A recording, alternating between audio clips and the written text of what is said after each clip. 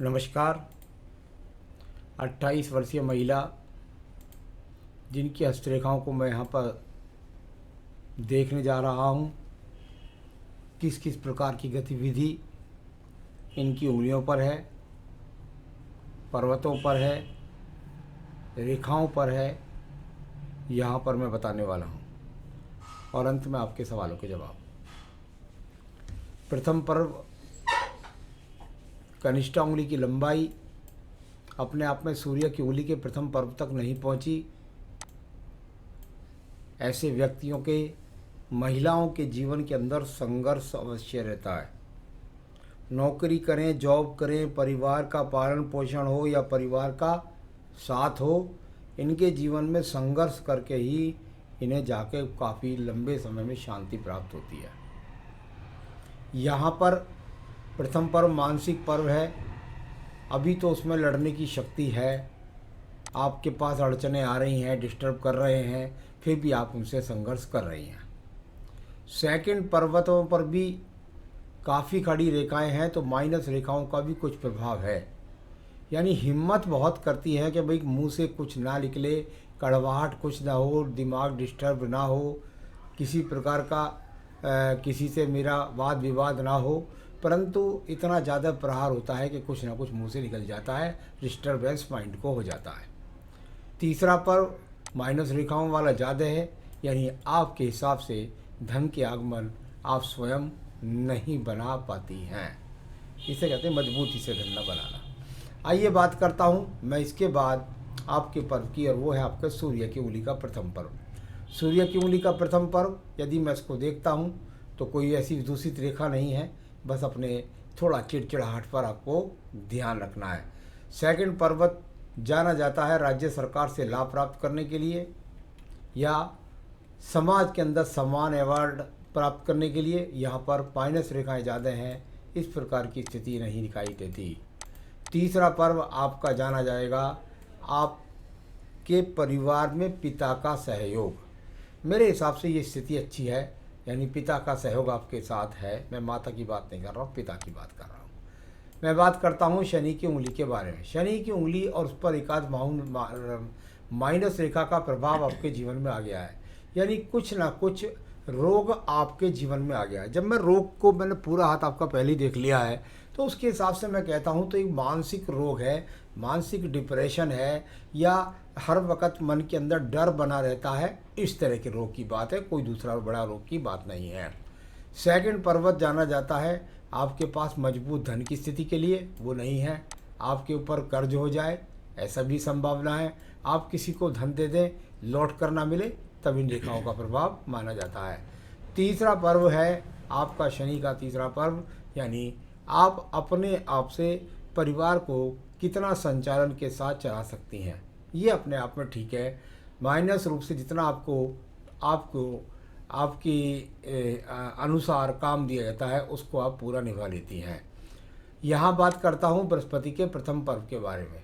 थोड़ा सा खान पान के लिए थोड़ा सा ध्यान रखें, कुल मिलाकर के एनर्जी के लिए और अपने अंदर संचालन बढ़ाने के लिए प्राणायाम योगा करती रहें, जिससे कि मनोस्थिति पूरी तरीके से आपकी मजबूत रहे। सेकंड, पर्वत पर माइनस रेखाओं का बनना सबसे बुरा मैं मानता हूँ पूरी हस्तरेखा में, क्योंकि किसी के जीवन में अगर धन का भी योग कर लो कोई बात नहीं है, निभा जाएगा, लेकिन अगर पति का सहयोग नहीं मिलेगा तो वो बहुत खराब माना जाता है। ये रेखाएं यहाँ पर इस बात के लिए बताती है कि पति के सहयोग में या पति के साथ अनबन के योग यहाँ पर बने हुए हैं। तीसरा पर्व यहाँ पर संतान सुख के लिए और साथ ही साथ धन की स्थिति के लिए। जब माइनस रेखा है तो धन अच्छा नहीं है आपके हाथ के अंदर, और साथ ही साथ संतान का जो अच्छा सुख आप चाहती हैं या देना चाहती हैं उसे, वो आप नहीं दे पा रही हैं। मैं बात करता हूँ आपकी इसके बाद बुध पर्व के बारे में। बुध पर्व पर वो रेखाएं हैं जिनके द्वारा कम से कम एक बात तो ज़रूर है कि यहाँ पर आपके हाथ से किसी भी प्रकार का फालतू खर्च नहीं है।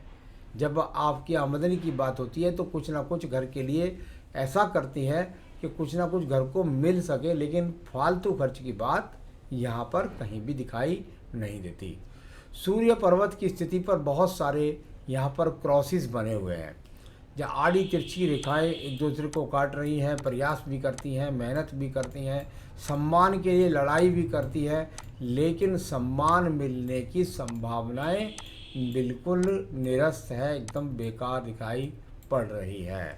तो बस थोड़ा सा ध्यान रखिए कि कोई आँखों का रोग ना हो जाए, किसी प्रकार का कोई पेट खराब ना हो जाए, या कुल मिलाकर के झगड़े झंझटों पर नियंत्रण। आइए बात करता हूँ मैं यहाँ पर आपके पर्व की, और वो है आपका शनि का पर्व। शनि के पर्व पर भी वही स्थिति लगातार बन गई, यानी बहुत सारी रेखाएं एक दूसरे को काटने वाले स्वरूपों के साथ बन गई। जब इतनी सारी रेखाएं एक दूसरे को काटने लगती है तो उनके फल बिल्कुल एकदम समझ लीजिए कि एक पेड़ पर झाड़ के जैसे हो जाते हैं, यानी कुल मिलाकर प्रयास कर रहे हैं भाग्य बनाने के लिए, लेकिन भाग्य साथ नहीं दे रहा है। अब मैं बात करता हूँ इसके बाद आपके यहाँ, देखिए मैं आपका लेफ्ट हैंड इसलिए पढ़ रहा हूँ कि 35 साल से पहले अधिक रेखाएं यहाँ की प्रभावित मानी जाएंगी।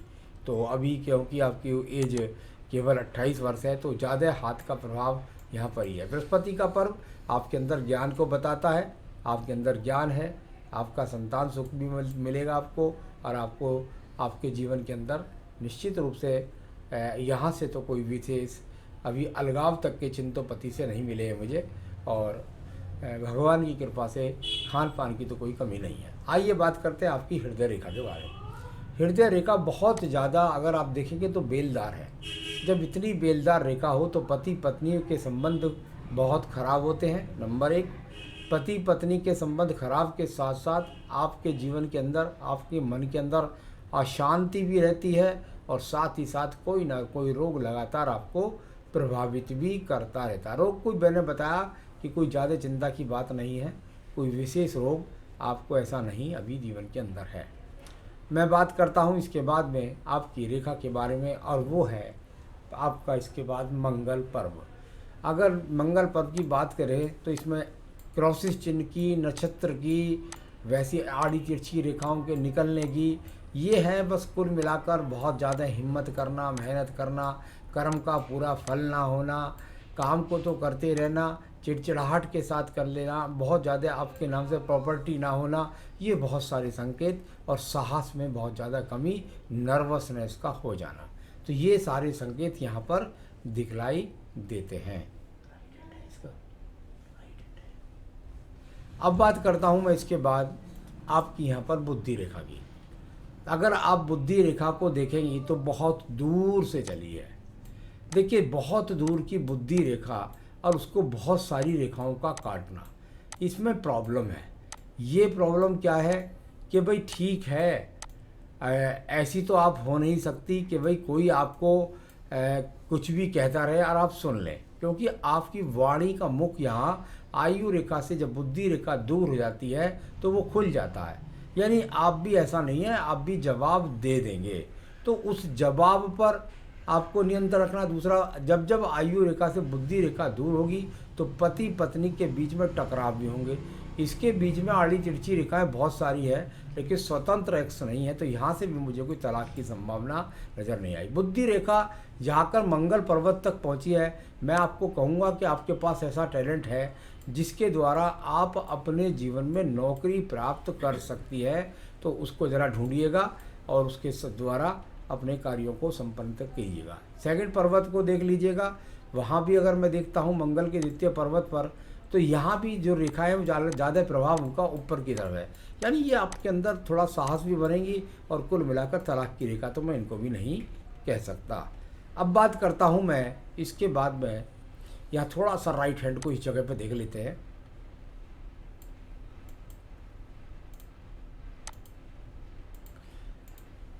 अब ये राइट हैंड की स्थिति है, इसमें भी बुद्धि रेखा बिल्कुल आयु रेखा से बहुत दूर है। यानी इसके अंदर भी लगभग अभी बस इतनी बात कह सकते हैं कि इसका मंगल प्रथम पर्व जो है वो दूसरे वाले हाथ से अच्छा है, द्वितीय पर्व भी इसका अच्छा है। यानी आने वाले समय में अब के मुकाबले तो काफ़ी आपको सम्मान प्राप्त होगा, काफ़ी आपको मन के अंदर शांति महसूस होनी शुरू हो जाएगी धीरे धीरे। अब बात करते हैं इसके बाद में आपके चंद्र पर्वत के बारे में। देखिए चंद्र पर्वत दोनों ही हाथों का बहुत बड़ा, इतनी सारी अक्ष रेखा का चंद्र पर्वत पर हो जाना, ये अच्छा संकेत नहीं है।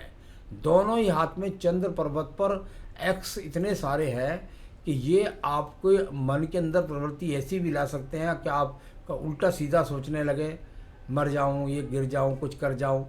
पानी में जाने से ऐसे लोगों को डर लगता है।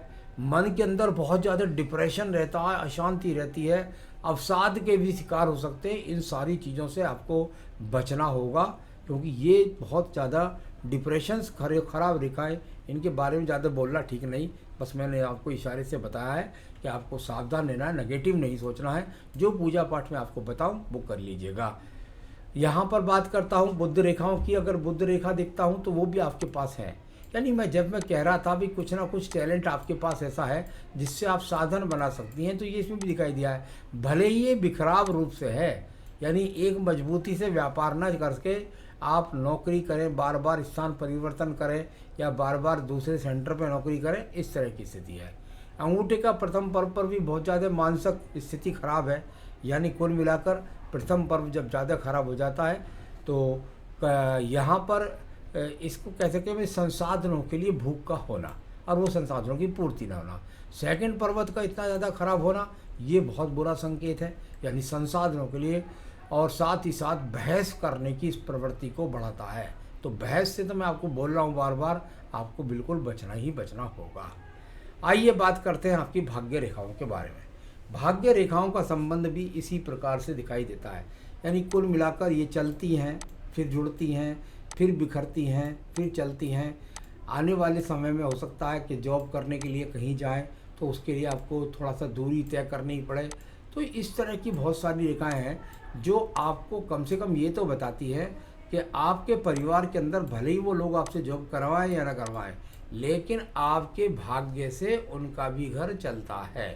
क्योंकि जब आपके पास भाग्य रेखाएं हैं और इतनी सपोर्टिव हैं तो निश्चित रूप से उनका भाग्य आपके भाग्य से भी चलता है। अब बात करता हूं मैं यहाँ पर आपके शुक्र पर्व के बारे में। संसाधनों का शुक्र पर्व बहुत ज़्यादा जालीदार रेखाओं से है। इसको कहते हैं पति से झगड़ा झंझट होना, इतनी जाली होना, संसाधनों के लिए भूख होना, अच्छी तरह से लग्जरियस जीवन ना प्राप्त करना, जीवन का आनंद प्राप्त ना करना, बहुत सारे संकेत इन बातों से जाने जाते हैं। अब बात करते हैं आपकी आयु रेखा की। आयु रेखा की कोई दिक्कत नहीं है, 77-78 वर्ष की आपकी आयु रेखा आराम से है। सवाल आपके काफ़ी सारे हैं, फिर भी मैं उनको बड़े आराम से बता रहा हूँ आपको। मेरे पति के साथ मेरा संबंध कैसे मधुर हो, इसके लिए उपाय बताऊँगा। क्या जीवन में मेरा कोई रोग समस्या है? हाँ बिल्कुल, डिप्रेशन है, मानसिक चिंताएं हैं, इस तरह के रोग हैं, उनसे बचना है आपको, उपाय बताऊँगा। आपकी आयु बता ही चुका हूँ। संतान कितने होंगे? अभी एक लड़की है और 2 साल की। संतान रेखाओं में मुझे जहाँ तक मुझे यहाँ पर नज़र आता है आपके दोनों हाथ के अंदर, तो मुझे लगता है कहीं ना कहीं कोई संतान गिरने का, वर्षण का, इस तरह का भी योग दिखाई देता है। कुल मिलाकर के संतान रेखाएं मैं अगर कहूँ तो एक संतान और भी है आपके जीवन में और उसकी बहुत ज़्यादा संभावना लड़के की है। ससुराल में जीवन कैसा बीतेगा? बिल्कुल कलेशपूर्ण है, अभी तो सामने दिखाई देता है, काफ़ी संघर्ष है जीवन में। तो ससुराल में रह पाऊंगी? बिल्कुल रह पाएंगी, जलता रहेगा कलेश, लेकिन आपको भी अपने आप पर नियंत्रण रखना है भाषा शैली पर। मेरे मायके को लेकर ससुराल में हमेशा झगड़े होते हैं। तो वो तो देखिए एक ससुराल वालों की प्रवृत्ति होती है, हमेशा लड़की के बहुत सारे लोगों की ऐसी प्रवृत्ति होती है, बस वो मायके वालों को कोसते ही रहते हैं। तो ये प्रवृत्ति लगभग हिंदुस्तान में तो 75 से 80% होती है। तो ये कोई विशेष समस्या नहीं। धन संपत्ति मेरे नसीब में होगा कि नहीं? हाँ, मैंने बताया कि आपके भाग्य से ही घर चलता है, ऐसी बात नहीं है। स्वास्थ्य मेरा एकदम ठीक नहीं रहता, उसका कारण बताया, दिमागी डिप्रेशंस की वजह से ज़्यादा। पूजा पाठ व्रत में बता ही दूंगा आपको, रत्न बता ही दूंगा। मेरी विदाई नहीं करते हैं ससुराल वाले। क्या मायके से रिश्ते अच्छे हो पाएंगे? तो मायके से रिश्ते ठीक हैं आपके, उसमें कोई दिक्कत नहीं है। ससुराल वाले जो करें ना करें उनसे कोई फ़र्क नहीं पड़ता, मत विदाई करो। आप अपने हिसाब से संबंध सुधारने की कोशिश कीजिए, जिससे आप अपने परिवार वाले आपके साथ सहयोग करें और कुछ दिन के लिए आप परिवार में के पास भी रहें, अपने माँ बाप के पास। डर लगता है पति से रिश्ते टूटने जाए, नहीं टूटेंगे। मेरे पति गुस्सा करते हैं, करने दीजिए, चिंता की कोई बात नहीं है। तलाक का कोई भी योग नहीं है। तलाक की भी धमकी मेरे पति और सासू माँ से मिलती रहती है, मिलती रहेगी लेकिन तलाक नहीं होगा। जिस दिन आप अपने यहाँ से लड़के चली गई और 2-4-6 महीने अगर मायके रह गई तो इनको पता भी लग जाएगा कि आप इनके घर में कितने भाग्यशाली हैं। तो तलाक नहीं है, हो सकता है ऐसी स्थिति का सामना करना पड़े, आगे चलकर संतान सुख अवश्य मिलेगा। तो ये सभी सवालों का जवाब दिया, लेकिन उपाय मैं आपको बता रहा हूँ, इसको ज़रूर कर लीजिएगा। एक तो फुखराज पहनना है आपको, कोई रतन नहीं पहनना। अंगूठी सोने की पहन सकते हैं और बीच वाली उंगली में शनि का छल्ला पहन सकते हैं लोहे का, लेकिन चांदी का नहीं। तो कुल मिलाकर ये तो यहाँ रतन बनता है आपका केवल और केवल फुखराज। संतान सुख में पुत्र, पति का सहयोग, धन के अच्छे आगमन और मन की मानसिक शांति, ये पुखराज आप चाहें तो मुझसे मंगा सकती है, मैं आपके स्थान पर पहुंचा सकता हूं। बृहस्पति का ओम ब्रह्म बृहस्पति नमः इस मंत्र की माला का जाप रोजाना करें और बृहस्पति के व्रत हो सके तो करें, ना हो सके व्रत तो कम से कम आजीवन आपको बृहस्पति की पूजा करनी है। तो ये इसमें अगर व्रत रखे तो पहले 16 व्रत रख लें, 11 व्रत रख लें, उसके बाद समापन कर दें, लेकिन व्रत में पूजा कभी नहीं छोड़नी है बृहस्पति की। अगर नहीं हो पाते हैं व्रत तो पूजा कभी नहीं छोड़नी है। वही जो केले के व्रत पे जा सकती हैं तो ठीक है, नहीं तो घर पे बैठ के भी कर सकती हैं। साथ ही साथ मंगलवार और शनिवार को कम से कम सुंदरकांड का पाठ अवश्य करें, रोज़ कर लें तो बहुत ही अच्छी बात रहेगी। फिर देखिए आपके जीवन में संपन्नता, सुख, संभव सब आपको मिल जाएगा। नमस्कार।